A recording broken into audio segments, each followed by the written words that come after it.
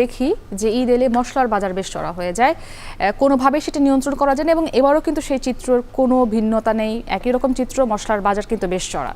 বাজারে যখনই কোনো কিছুর চাহিদা বেড়ে যায় তখনই সরবরাহ সহ নানান অজুহাত দেখিয়ে ব্যবসায়ীরা তার দাম বৃদ্ধি করে থাকেন। বিভিন্ন ধরনের মশলা জিরা সহ এখনও আমদানি হচ্ছে। আমরা এই খবর জানতে চাই বাজারে আর কি প্রভাব রয়েছে। সহকর্মী আসিফ ইকবাল যুক্ত হচ্ছেন আমাদের সঙ্গে, তিনি রয়েছেন কারওয়ান বাজারে।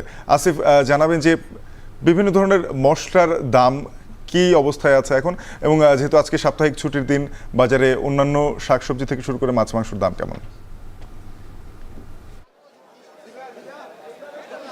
শাফিন, যেমনটি আপনার কথায় বলছিলেন যে যখন কোনো উৎসব বা কোনো উপলক্ষ আসে তখনই কিন্তু আমাদের কাঁচা বাজারে কিন্তু এর একটা প্রভাব পড়ে।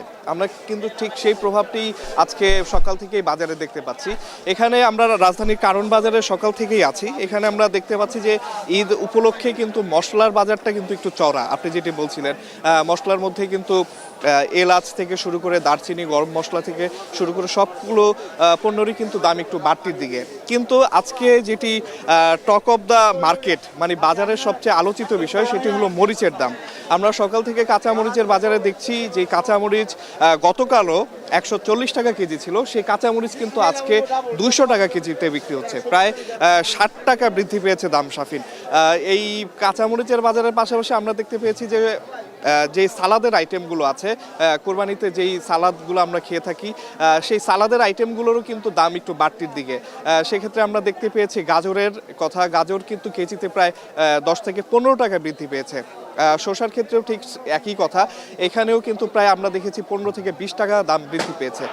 শাফিন, সুখবর নেই পেঁয়াজের বাজারেও, এখানেও আমরা দেখতে পেয়েছি যে 15 থেকে 20 টাকা কিন্তু দাম বেড়েছে। আগে যে পেঁয়াজের কেজি 165 টাকা ছিল, সেটা কিন্তু এখন বেড়ে প্রায় 65 টাকা ছিল, সেটা কিন্তু এখন বেড়ে প্রায় 90 টাকা হয়ে গেছে। এই একই রকমভাবে আমরা প্রায় সব ধরনের সবজির এখানেই দেখেছি যে প্রায় 5 থেকে 10 টাকা কিন্তু দাম সব সবজিরই বেশি। এখানে আমরা বিক্রেতাদের সাথে কথা বলেছি, তারা বলছেন যে তারা আসলে সরবরাহ যেহেতু একটু কম, তারা বলছেন যে সরবরাহ কমের কারণেই আসলে এই পণ্যটির দাম বাড়ছে। তারা আসলে কিছুতেই স্বীকার করতে চাচ্ছেন না যে এই ঈদ উপলক্ষে বা এই উপলক্ষে আসলে দামটি বাড়ছে। তারা দায় দিচ্ছেন যে সরবরাহ কম, সেই জন্য তারা আসলে বাধ্য হয়েই বাড়তি দামগুলো রাখছেন। শাফিন। আসিফ, আপনাকে ধন্যবাদ। সহকর্মী আসিফ ইকবাল যুক্ত হয়েছিলেন। মুক্তি, দেখছিলাম যে আসলে বাজারে সবকিছুর দাম বাড়ছে।